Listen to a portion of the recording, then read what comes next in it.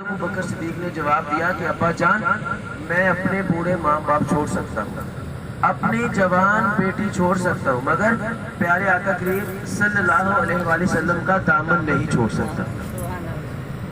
ہمارے پیارے آقا اور حضرت ابو بکر صدیق جب مکہ سے مدینہ ہجرت کر کے جا رہے تھے نا، یہ جس روڈ کے اوپر ہماری پہلے بس کھڑی تھی نا، اس کا نام ہے ابراہیم خلیل، جہاں سے گزر کے آئی ہے نا اس کا نام ہے الہجرہ۔ مطلب اس روڈ کا نام الہجرہ صرف اسی لیے رکھا گیا ہے کیونکہ اس روڈ سے ہمارے پیارے آقا نے ہجرت کی، اس لیے اسے الہجرہ کے نام سے کہتے ہیں، یہ مشہور ہے۔ تو جب راستے میں حضرت ابو بکر صدیق اور ہمارے پیارے آقا جا رہے تھے تو حضرت ابو بکر صدیق ہمارے پیارے آقا کے کبھی آگے ہوتے کبھی پیچھے، کبھی دائیں کبھی بائیں، مطلب چاروں طرف گھومتے۔ ہمارے پیارے آقا نے پوچھا کہ اے ابو بکر آپ ایسا کیوں کر رہے ہیں، کبھی آگے ہوتے ہیں کبھی پیچھے، کبھی دائیں کبھی بائیں۔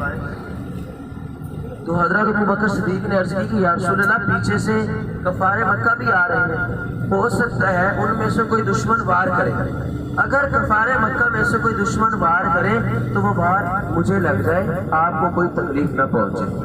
جب اس پہاڑ کے پاس پہنچے جبل سور، جس پہاڑ کے اوپر قیام کرنا تھا، تو ہمارے پیارے آقا کافی تھک چکے تھے، پاؤں مبارک سوج چکے تھے۔ تو حضرت ابو بکر صدیق نے عرض کی کہ یا رسول اللہ کیوں نہ کسی سواری کا بندوبست کیا جائے۔ ہمارے پیارے آقا نے فرمایا کہ اے ابو بکر اس وقت سواری کہاں سے ملے گی؟ تو حضرت ابو بکر صدیق ہمارے پیارے آقا کے آگے ہو کر بیٹھ گئے اور عرض کی کہ یا رسول اللہ سواری حاضر ہے، آقا میرے کندھوں کے اوپر بیٹھے، میں آپ کو اس پہاڑ کے اوپر لے کر جاتا ہوں۔ تو حضرت ابو بکر صدیق ہمارے پیارے آقا کو اپنے کندھوں کے اوپر بٹھا کر اس پہاڑ کے اوپر لے کر گئے۔ ابھی اگر آپ نا تھوڑی دیر کے بعد یہ پہاڑ خود دیکھیں گے کہ کتنا مشکل اور کتنا اونچا یہ پہاڑ ہے۔ اس پہاڑ کی جو بلندی ہے نا اوپر جانے کے لیے ہائٹ ہے، وہ تقریباً 5,500 فٹ ہے، 5,413 فٹ۔ جو جوان آدمی ہوتا ہے نا بالکل تندرست، اس سے بھی اوپر آنے جانے کے لیے کم از کم 1.5-2 گھنٹے لگتے ہیں، مطلب اس سے زیادہ ٹائم تو لگ سکتا ہے لیکن اس سے کم نہیں لگتا۔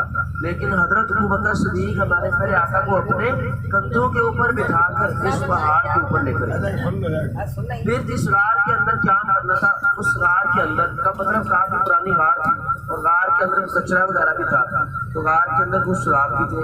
حضرت ابو بکر صدیق کے پاس چادر تھی، پہلے چادر کے ساتھ غار کو صاف کیا، پھر اسی چادر کے چھوٹے چھوٹے پیس کیے ٹکڑے اور تمام سوراخ بند کر دیے۔ ابھی چادر ختم ہو گئی مگر ایک سوراخ باقی رہ گیا، اب سوراخ بند کرنے کے لیے کوئی بھی چیز نہ ملی۔ تو حضرت ابو بکر صدیق نے اپنی پاؤں والی ایڑی اس سوراخ کے اوپر رکھی اور بیٹھ گئے۔ ہمارے پیارے آقا نے آرام فرمانا چاہا تو حضرت ابو بکر صدیق نے عرض کی کہ یا رسول اللہ آپ اپنا سر مبارک میری گود میں رکھ کے سو جائیں۔ ہمارے پیارے آقا سو گئے۔ اب جس سوراخ کے اوپر حضرت ابو بکر صدیق نے اپنے پاؤں والی ایڑی رکھی تھی، اسی سوراخ کے اندر ایک سانپ رہتا تھا، اور وہ سانپ بھی بتایا جاتا ہے کافی عرصے سے، کئی سو سالوں سے اس غار کے اندر انتظار کر رہا تھا کہ اس غار کے اندر ایک بہت بڑی ہستی آنے والی ہے، اور وہ ہر روز دن میں جو ہے نا تقریباً 70 مرتبہ اپنی بل سے باہر نکلتا دیکھنے کے لیے۔ اس دن بھی اس نے کوشش تو کی باہر آنے کی لیکن اس کو راستہ نہیں ملا، تو اس نے حضرت ابو بکر صدیق کی ایڑی کے اوپر ڈسا، لیکن حضرت ابو بکر صدیق نے اپنا پاؤں اٹھانے کی بجائے اور زور سے دبا لیا۔ یہ ضرور کوئی زہریلی چیز ہے، اگر باہر آ گئی تو ہو سکتا ہے میرے آقا کو کوئی تکلیف پہنچائے۔ جب اس سانپ کا زہر چڑھا تو درد کی وجہ سے آنکھوں سے آنسو نکل آئے، وہی آنسو ہمارے میرے آقا کے چہرے انور کے اوپر پڑے تو ہمارے میرے آقا کی آنکھ کھل گئی۔ حضرت ابو بکر صدیق سے پوچھا کہ اے ابو بکر آپ ابھی سے رو رہے ہیں، ابھی تو ہمارا بہت سفر باقی ہے۔ تو حضرت ابو بکر صدیق نے عرض کی کہ یا رسول اللہ سفر کی وجہ سے نہیں بلکہ مجھے کسی زہریلی چیز نے کاٹا ہے، درد کی وجہ سے آنسو نکلے ہیں۔ ہمارے میرے آقا نے فرمایا کہ وہی جگہ آپ میری طرف کرے۔ حضرت ابو بکر صدیق نے اپنے پاؤں والی ایڑی میرے آقا کی طرف دی، ہمارے میرے آقا نے اپنی انگلی مبارک سے لحاظ طاہر اوپر لگایا اور لگاتے ہی اللہ تعالیٰ کی طرف سے فوری طور پر شفا پائی۔ اب کفار مکہ بھی ہمارے میرے آقا کا پیچھا کرتے ہوئے اس غار کے پاس پہنچ گئے۔ جب اس غار کے پاس پہنچے تو اللہ تعالیٰ کی طرف سے کبوتری کو حکم ہوا، غار کے ایک راستے کی طرف کبوتری نے لے دے دیے اور جو غار کا دوسرا راستہ تھا اس راستے کی طرف مکڑی کو حکم ہوا، مکڑی نے جالا بن دیا۔ اب کفار مکہ نے دیکھا کہ اگر اس غار کے اندر کوئی آیا ہوتا تو یقیناً دونوں راستوں میں سے ایک راستہ کھلا ہوتا، یہ تو بہت پرانی غار محسوس ہوتی ہے، لہٰذا کفار مکہ دیکھ کر واپس چلے گئے۔ پھر ہمارے پیارے نبی صلی اللہ علیہ وآلہ وسلم حضرت ابو بکر صدیق نے تین راتیں اس غار کے اندر قیام فرمایا۔ جبل سور، غار سور، یہ سب ابھی انشاءاللہ کچھ دیر میں ہماری پہلی زیارت آنے والی ہے۔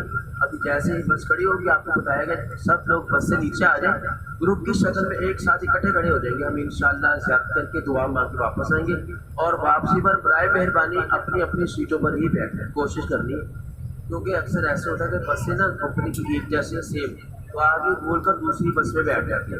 اپنی اپنی سیٹوں پر بیٹھے گے نا، اگر کوئی کسی کا ساتھی رہ بھی جائے تو پتہ چل جائے گا۔ اور یہ آپ کی بس کا نمبر ہے 7206 7206 7206۔ یہ بس کے نا چاروں سائڈوں پر لکھا ہوا ہے۔ نمبر پلیٹ والا نمبر تھوڑا مشکل ہے، یہ نمبر پلیٹ سے نا بالکل ایک ساتھ لکھا ہے، یہ والا نمبر جو ہے نا 7206، یہ دائیں بائیں بھی لکھا ہے اور آگے مطلب چاروں سائڈوں پر لکھا ہوا ہے۔ آپ نے یہی نمبر دیکھ کے پھر بس کے اندر بیٹھنا ہے۔